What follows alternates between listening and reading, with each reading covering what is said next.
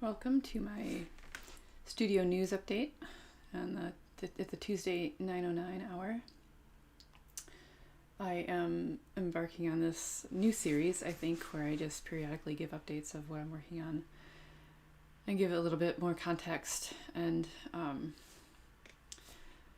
just more information of the constellation of things that I work on and bring that coherence that I think that it sometimes needs, and this is a perfectly good way to do it. So I've been working on a couple of things in kind of separate spheres. One is my art and music, which I've been doing this series of live streams on Saturday nights now for almost a full year. I think I'm just this coming Saturday will be the 36th episode, or at least I'm counting it that way. There was a few other trial runs, and then I'm going to give that a rest, and I'm actually not going to bring that back until probably the fall, maybe a couple of special episodes over the summer, and then focus more on being out in the field and taking photographs and videos of the lakes and rivers, and primarily the lakes that feed into Lake Erie here in southeast Michigan, and giving a sense of the context of what is the lay of the land and what's going on.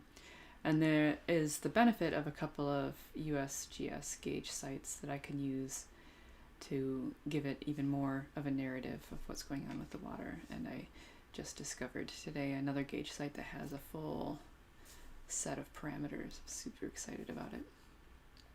So I am really excited actually to get out in the field and get some footage and really get to know some of the different parts of the watersheds that I've not spent a lot of time in. And so I have so I'll share what I've hit my tried and true Nikon that I've been using now since 2016. This is kind of my workhorse. And then I've managed to get I bought a BlackBerry Priv with the intention of using it as an actual phone, but it's got some weirdness going on with it, so I instead gave it the job of being my field camera phone. And then since it's an Android-based system, it integrates really well with Google Drive, and using that storage for the photographs and videos, and it's a very quick ship over to being able to post stuff online. So this has actually been very, very helpful. And then I found myself buying my first 4K camera actually this week.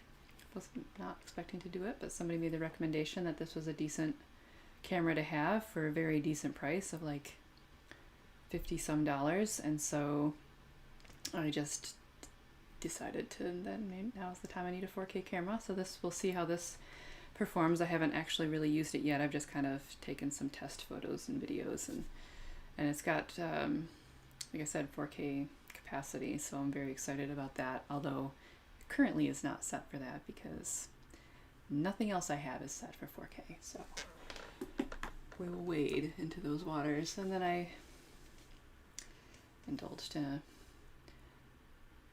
anemometer, which measures the speed of the wind anywhere I go. I could even just like wear it. And so so that's kind of like my little batch of field gear that I use for getting the visuals. And I'll be working more on integrating the sounds of nature with some other music and audio, like kind of like really, I don't know what the parameters will be exactly of like what I create and the kind of the goals of the construction, but it'll be an integrated piece of kind of narration and natural sounds and some music and maybe some other interesting things going on to play with some ideas of how we can communicate creatively to communicate really important information. So, and then this guitar wants to make share its presence because I bought this actually as a used guitar from the local shop last summer, I guess. because I needed another type of workhorse, but a particular 6-string one. So that's kind of like, that's the gear in my studio that I'm working with on a regular basis, along with everything I put together to be able to do these live streams. So I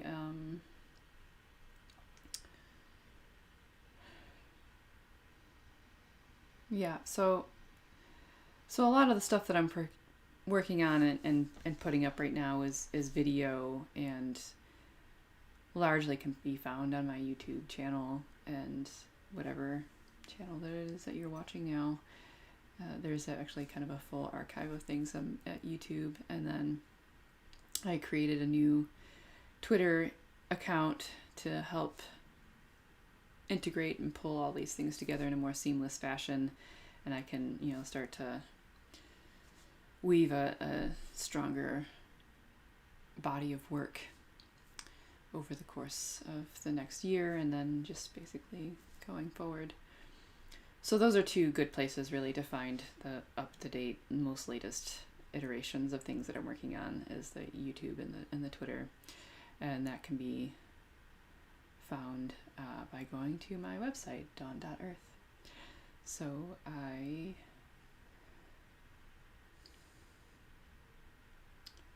think that's about it. That's kind of like the gist of what's going on. So with that, I am going to share this other thing I've been working on, which is to create a map of these things that I can also integrate all the pieces of the puzzle, and then share that map with you. And so this here shows, this is a Google map that I started to work on last week, and it shows the watersheds in southeast Michigan that feed into Lake Erie. That's the western basin of Lake Erie there in the center, and I really want to be able to have my cursor show up on the stream, but I don't have it set to that. But that's like there in the center is the western basin of Lake Erie, and those are all the watersheds in southeast Michigan. And then that red line that kind of cuts through it all is not only the US-Canadian border, but it also shows where the direct drainage is into the straits and into Lake Erie there. And then that one on the bottom is actually the bottom of the Great Lakes Basin. So that's a map I started working on this week, and this one I can integrate my photographs into pretty easily. Not so much video, but photographs I can. So I'll be working on that. And then those little markers you see there are photographs, but also some of the gauge sites. And then I have my Google Earth map that I've been working on. This one has more stuff in it, layered into it, but it's just not showing up on the screen here. This is really my first try at bringing in this data and then also live streaming it. So it's a bit of an interesting endeavor. But this is what I like about Google Earth is that you can really see the Earth, and there's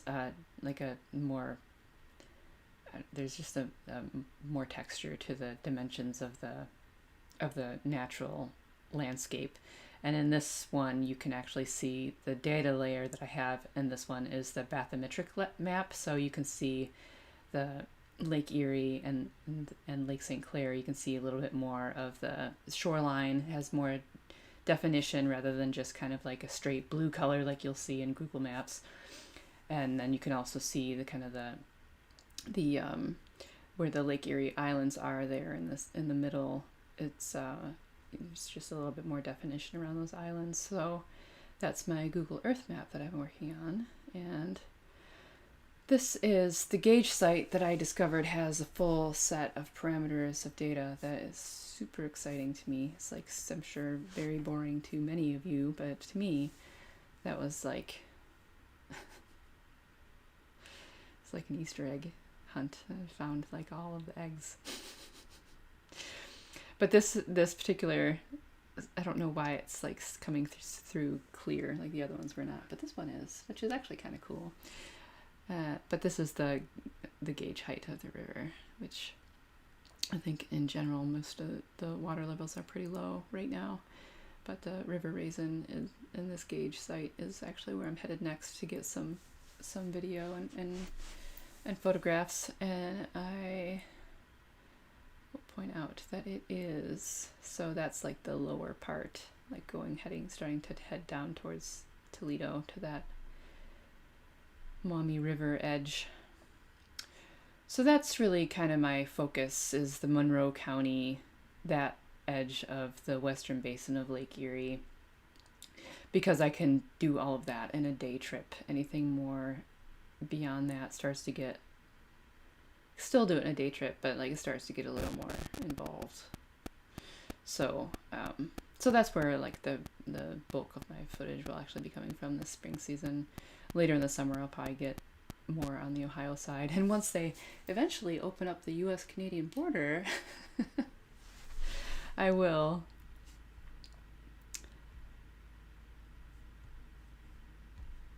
head out over there to Point Pelee and get some more footage from there. Like I think the last time that I was able to get some footage from the north side of the lake was, I think, in like 2013. It's been a very long time actually since I got footage from that side. I still have it somewhere, so I should dig it out. But yeah, so that border, the US-Canadian border, has now been closed for like a full year, and there's no plans to open it yet, and it's so hard. It makes me sad, but hopefully soon. And at some point I'll do like a whole trip around the lake and get a kind of a full stock, and hopefully add the watershed layers into the map, and then I'll be able to kind of decorate those watershed layers with photographs that I take out in the field and give it some like ground truth appeal. You may or may not be able to hear my cockatiels in the background. I'm not sure what they're barking about actually. They're usually pretty quiet.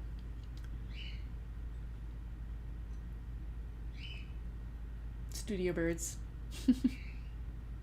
Hey, hello, thanks for joining. I was just kind of going over some of my studio updates and stuff, the things that I'm working on with visual arts, and then kind of integrating the science components slowly but surely, as a poet would.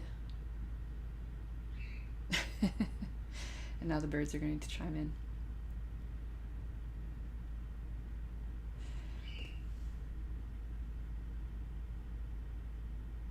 Yeah, so this is really just supposed to be kind of like a short and sweet update of what I'm working on, and then kind of giving a sense of like where can you find the stuff that I'm working on.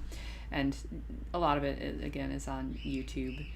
I do plan on going live to do music Saturday night as kind of the last hurrah in a music series that I've been doing on Saturday night. It's called the When the Mood Strikes Midnight, and so, you know, generally around midnight Eastern time is when I'll go live for not a long while like some of these other folks do, but like, you know, a decent minute, and then I'm gonna let it chill and think about how I want to reinvent that format for the next season 2, which will debut in the fall sometime. So I will see you Saturday, perchance, or if not, I will be doing these Tuesday night updates, I think, fairly consistently. And